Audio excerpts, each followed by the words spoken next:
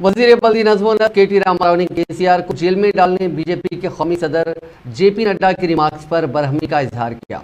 उन्होंने उप्पल sky walk tower का इफ्तिताह करते हुए कहा कि शादी मुबारक, कल्याण लक्ष्मी जैसी स्कीमात मुतारिफ करने, केसीआर किट्स और डबल बेडरूम मकानात फराहम करने पर क्या केसीआर को जेल में डाला जाएगा? बात करने की भी कोई हद होती है।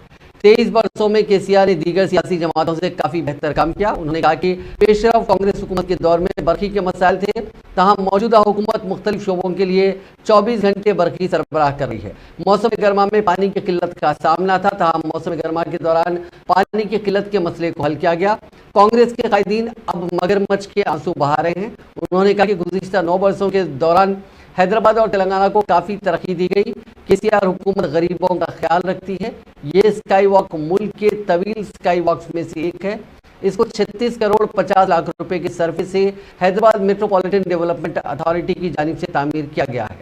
रियासती दारुल-हुकूमत हैदराबाद में सबसे ज्यादा ट्रैफिक वाले इलाकों में से एक उप्पल चौराहे पर राहगीरों को सहूलत पहुंचाने के लिए ई प्रोजेक्ट की तामीर की गई है। 665 मीटर लंबे, 4 मीटर चौड़ाई, 6 मीटर ऊंचाई वाले इस स्काईवे को बस स्टॉप और मेट्रो स्टेशन से जोड़ा गया है।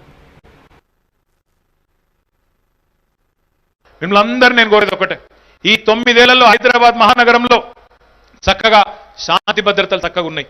ఇవాళ పంచాయతీలు లేవు, కర్ఫ్యూ లేవు, కొట్టుకునుడు గుద్దుకునుడు కులం పేరు మీదనో మతం పేరు మీదనో ప్రాంతం పేరు మీదనో ఏమీ లేవు.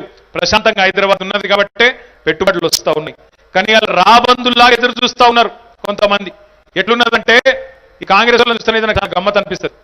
వాళ్ళు వచ్చి తిరుగుతుంటారు, కేసీఆర్ ఇంకా మంచిల సంగతి ఏంది, ఇంకా కొన్ని రోడ్లు బాగా చేయాలి, మోరీలు బాగా చేయాలి, ఇంకెప్పుడు చేస్తావు వాళ్ళు వదిలిపెడతారు వాళ్ళు మా మీదకి. 50 ఏళ్ళు ఈ రాజ్యాన్ని ఎవడు కాంగ్రెస్ వాడు కాదా? ఓట్లు వేయలేదా మీరు? ఇదివరకు కాంగ్రెస్ 2014 దాకా గుద్దుడే గుద్దుడు గుద్దుడే గుద్దుడు.